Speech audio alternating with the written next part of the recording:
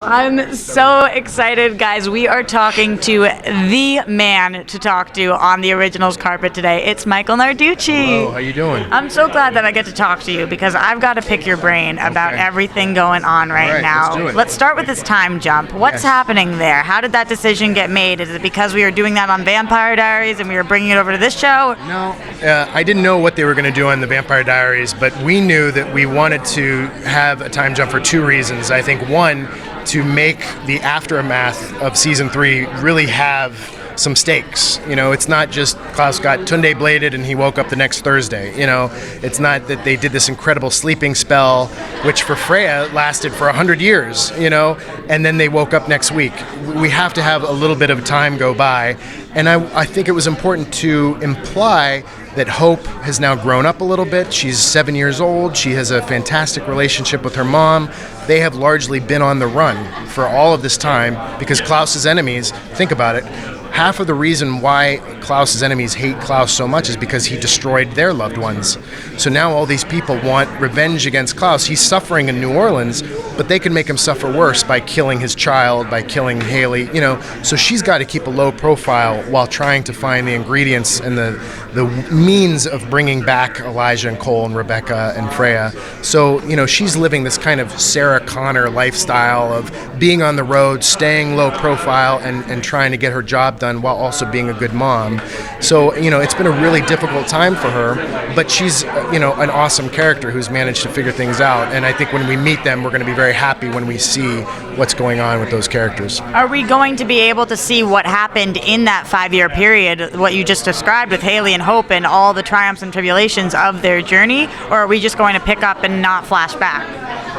In the immediate return to season 4, we're going to pick up and hit the ball running fast with her coming to the end of her mission, because I feel like the fans want to see the Michelsons get out of those boxes. You know, I can attest to that. The fans want to see that. Yeah. So I think we want to see the successful completion of that journey, or, you know, hopefully successful. I'm not saying that there won't be terrible consequences to what Haley has to do.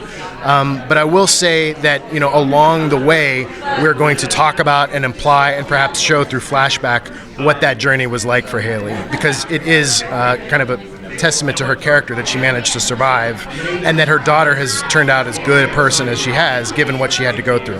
We have hinted throughout the entire show what Hope will become and how Hope is maybe the key and has more powers. And now that we are seeing Hope at an older age, are we going to really dive into that and see what Hope is completely capable of? Yeah, I think this is a show about family. And for a long time, you know, we've talked about the relationship between the siblings. We've talked about the relationship between the siblings and their parents. In season 3, we talked about the relationship between, you know, Klaus and his sire, you know, who's kind of his son, Marcel. We talked about Elijah and his sires, you know, Rebecca and her sire. This will be one of the things that we explore in this season, is this new character, Hope. Who she is, how she feels about her family.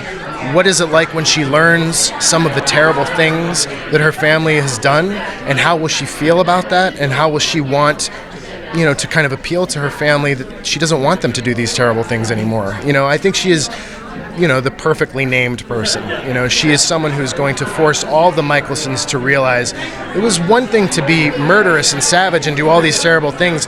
Now we are kind of models to this child. You know, should we teach her to be a monster too, or should we decide that we have to change our ways, or should we let her go and have her be raised, you know, and adopted and stay as far away from her as possible, or else we risk doing to her what Michael and Esther did to us. Right. You know, so all of these questions are things that we want to dramatize in season 4. Sounds like we have a lot to figure out, and I know that you are absolutely the man to do it. Thank you so much, Michael, for talking to me, and I cannot wait to watch next season. Thank you so much. Thank you. Thank you very much.